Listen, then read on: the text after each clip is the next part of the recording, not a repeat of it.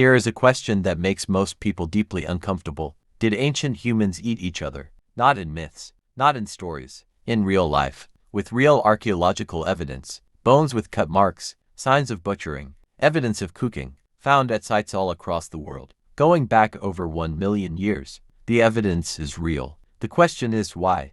Let's start with what the science actually shows. Researchers have found evidence of cannibalism at ancient human sites on every inhabited continent. The evidence includes cut marks on human bones made by stone tools, signs of flesh being stripped from the skeleton, and evidence of bones being cracked open for marrow. In Belgium, at a site called Goyet Cave, researchers found Neanderthal bones from around 45,000 years ago, showing clear signs of butchering, not just eaten. Their bones were then used as tools. In England, at Goss Caves, human skulls from 14,700 years ago were found shaped into drinking cups. These were not accidents. These were deliberate, skilled acts. But the oldest evidence of all was found not in Europe, but in Africa. In 1970, a fossilized shin bone was discovered in Kenya at a site called Kubifora. For decades it sat in a museum largely unnoticed. Then in 2023, Smithsonian paleoanthropologist Brianna Povener took a closer look. She found 9 cut marks on the bone,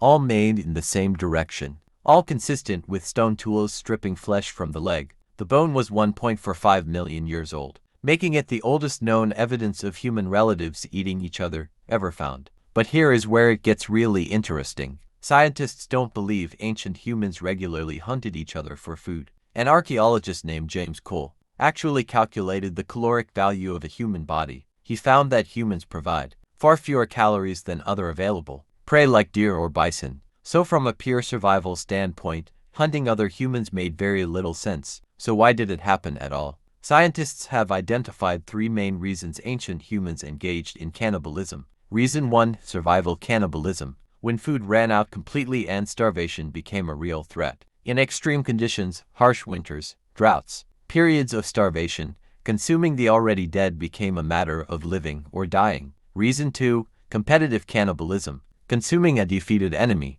In some prehistoric groups, consuming a rival was seen as a way to absorb their strength and power. Reason 3, ritual cannibalism, and this one is the most fascinating of all. Some ancient groups consumed the bodies of their own dead, not out of hunger, but out of respect. It was a funeral practice, a way of keeping the dead within the community, of honoring them by making them part of the living. Some groups believed that consuming the body prevented the soul from wandering lost after death. The skulls shaped into cups at Goss Cave, scientists now believe these were used in ceremonies, not as trophies of violence but as sacred vessels. This completely changes how we think about ancient human behavior. These were not mindless savages. They were complex beings with beliefs, rituals, and reasons for everything they did. Even the Neanderthals, long dismissed as primitive, show evidence of ritual cannibalism, rather than purely predatory behavior. Their cannibalism appears to have been selective and ceremonial in many cases, which raises a question nobody expected to be asking about Neanderthals. Did they have a concept of the afterlife? Nobody knows for certain,